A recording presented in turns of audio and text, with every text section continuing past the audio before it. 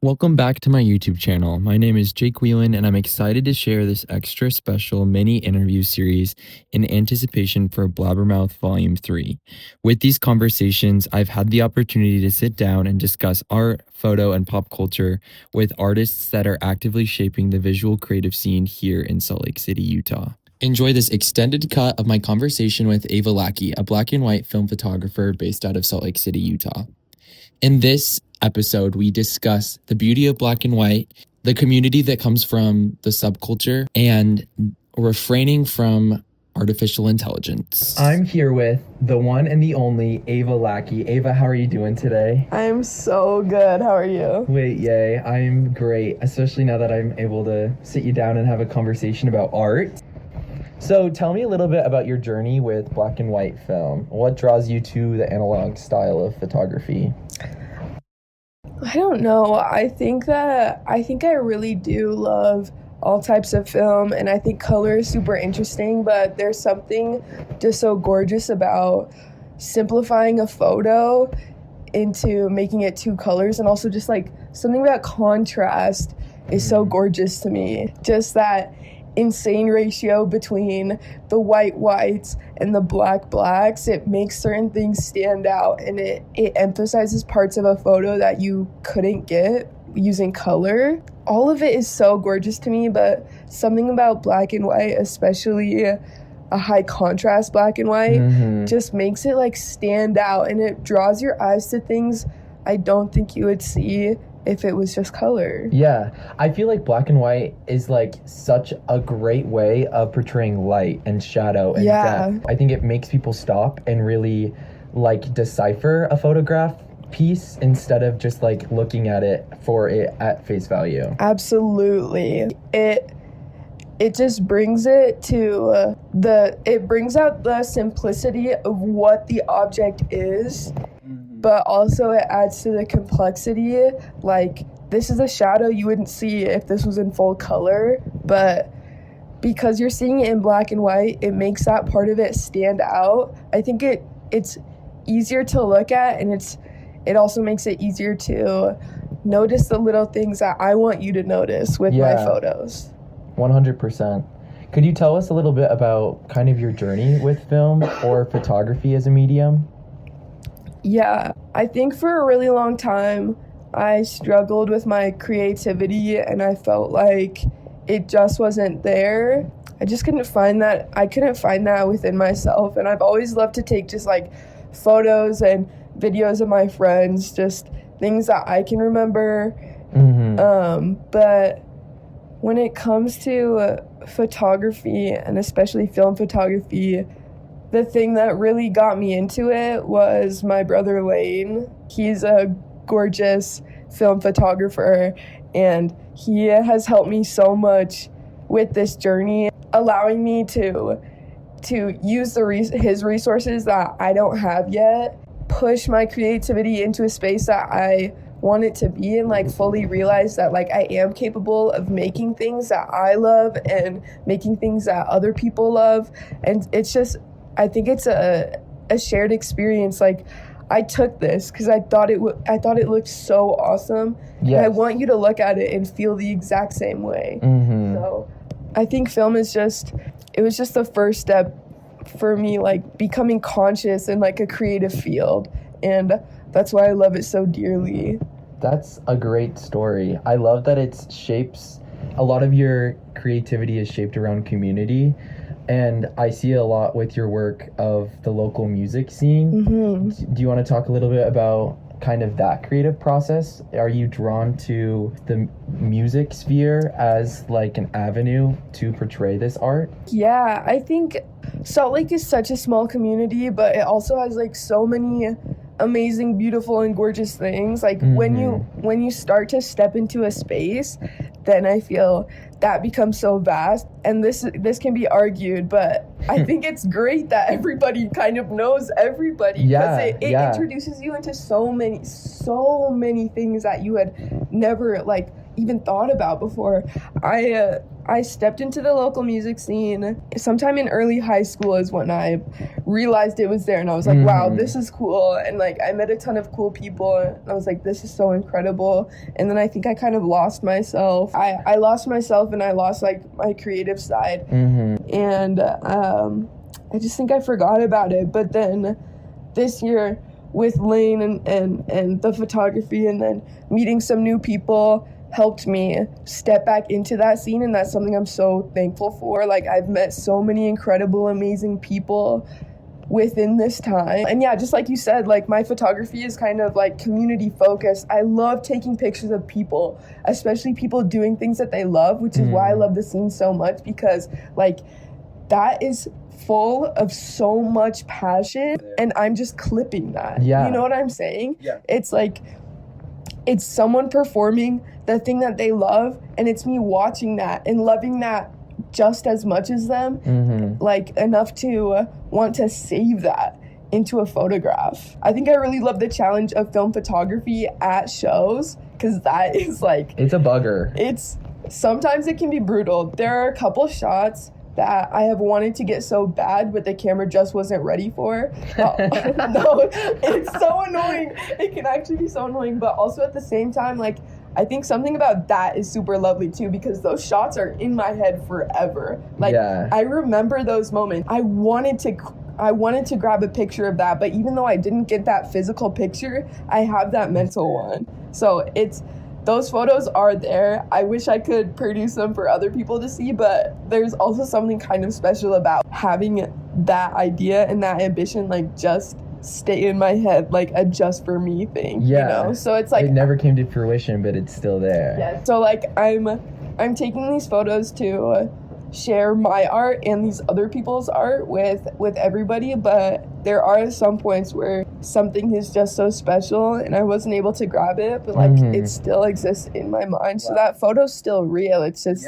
it's not shareable, and it's not tangible. Yeah, and I think that's something kind of beautiful too. That is. Yeah, Small Lake City has its perks, I guess. It does. It does. Amazing network of people. Absolutely, yeah.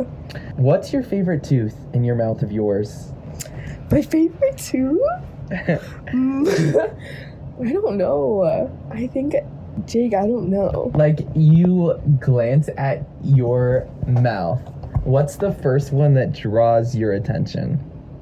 It's definitely on my top row of teeth. I think this one. Right next to the incisor?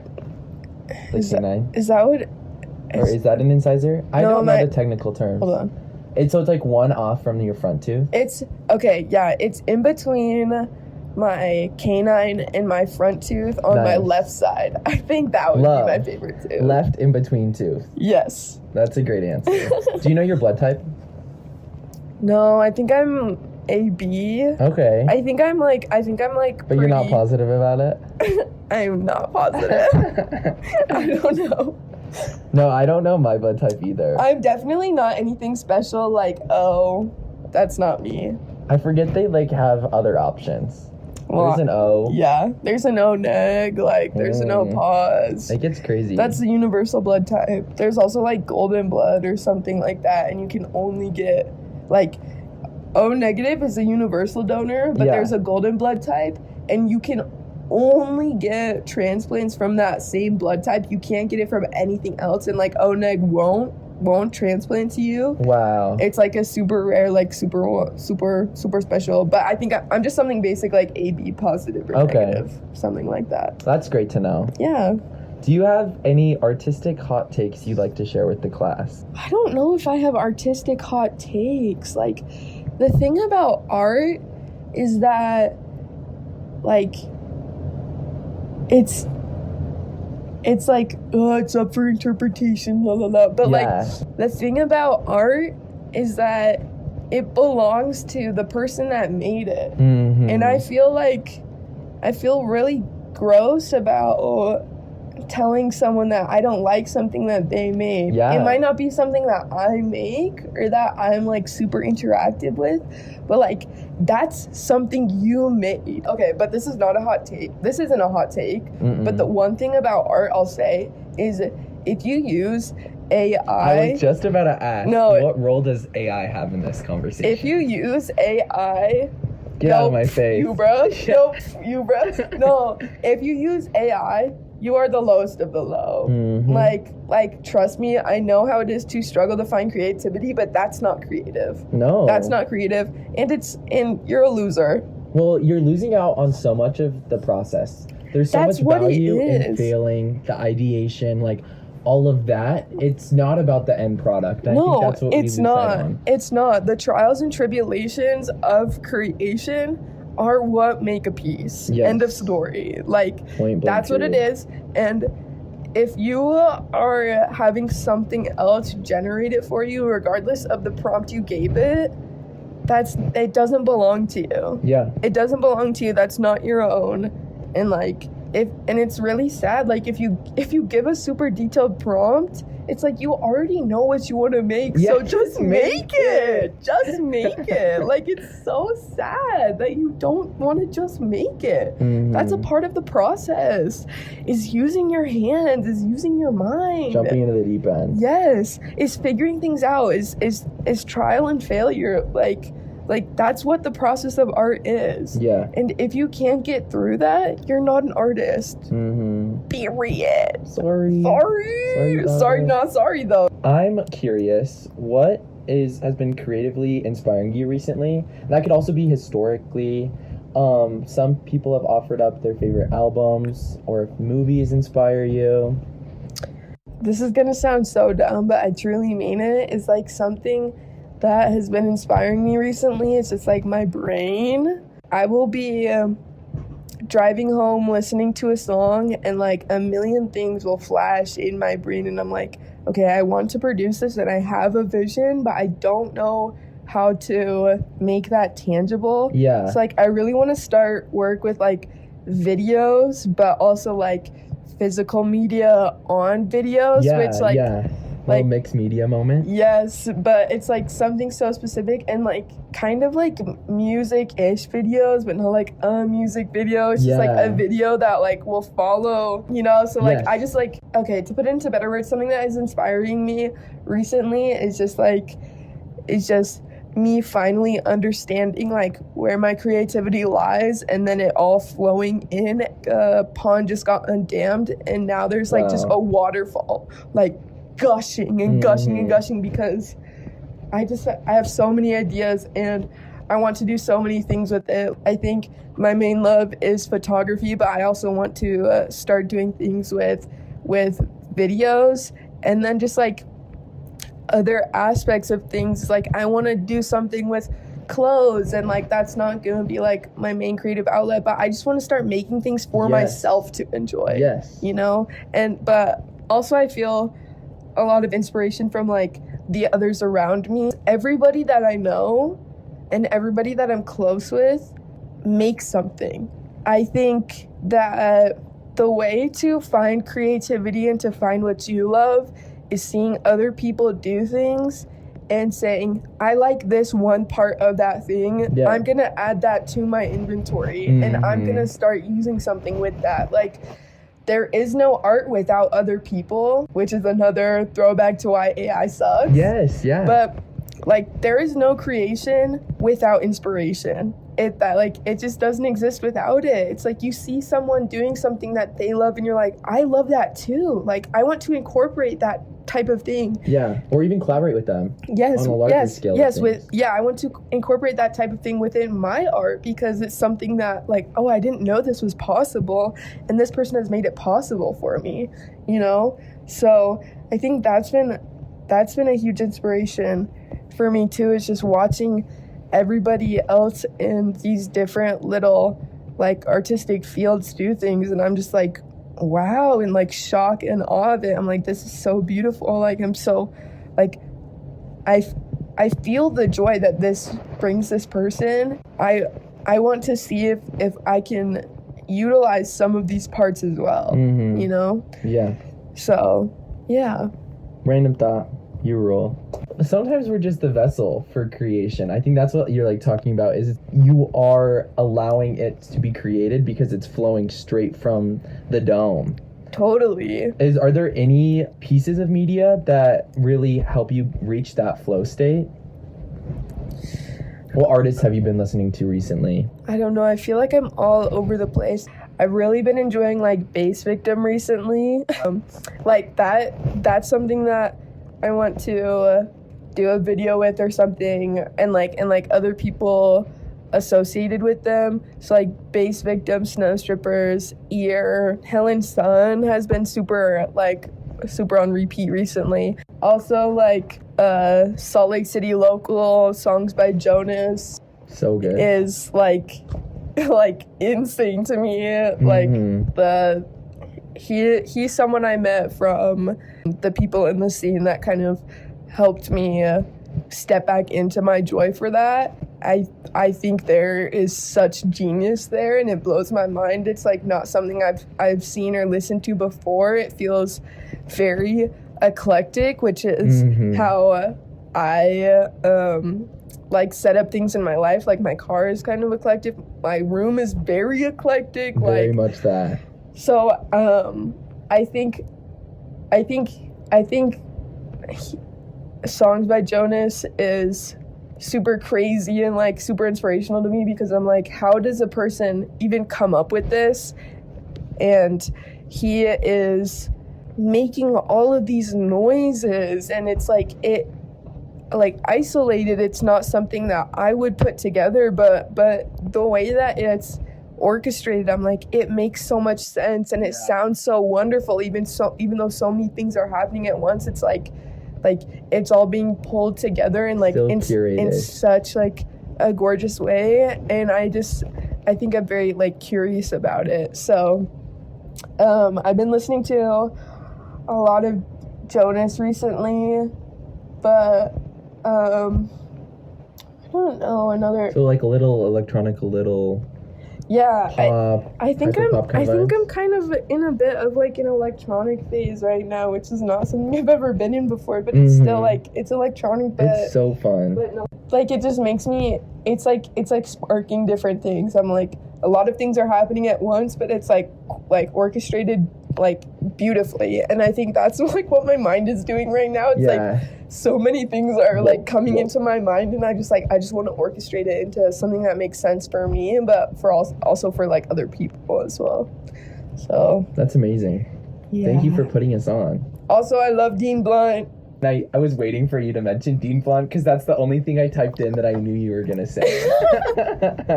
I love Dean Blunt. Ava loves Dean Blunt. I love Dean Blunt. I think he's a genius.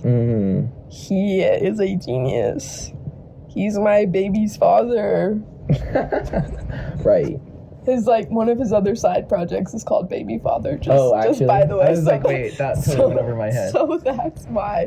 But yeah, I love Dean Blunt, Hype Williams, Baby Father. Like, I think he is a genius. And also, Dean Blunt he gets some criticism for this, but his music is also incredibly collaborative. Like, he highlights so many different artists within his album, and like, interesting. I think that's something I really connect with, because I'm like, art is focused around like things, but also other people and their creativity as well. So it's just like, it's those aspects of like listening to a song that you love, and I want to do something with this with my music because it makes me feel like the same way that this artist is feeling about this song. So I want to uplift them, but also incorporate that within myself, because I feel something with this, you know? So I think that's why I love him so much, and I think it's lame that he gets criticism, because art is about collaboration and inspiration, and like he is still so important to those songs, but some of the songs, like, it's just someone else singing. He's highlighting other people. Yeah. So, and I think that's gorgeous, and I think that's something I do with like community-based photography, is like, I'm taking a picture, especially like in the scene, I'm taking a picture of someone doing something that they love, and I love it just as much. Yeah. And I want to create art with them, but also for them. You know what I'm saying? Yeah. So, yeah. Dean Blunt. Well, thank you so much for talking with me today, Ava. It's a pleasure, per usual. I just love your insights, your creative vision, and I'm so excited to see what you do moving forward. Aw, shucks. Aww. Aw. I love you, Jake. Guys, sure to guys, I love Jake so much. Wait, Guys, I freaking love Jake, and I'm so happy to be included into something that he loves, because Yes. I also love it for him just as much. So be sure to catch Ava on Volume 3 of Blabbermouth, which releases July 12th, 2026. Have to put the year in there, because you never know when people are listening. Blah, blah, blah, blah, blah, blah, blah, blah, blah.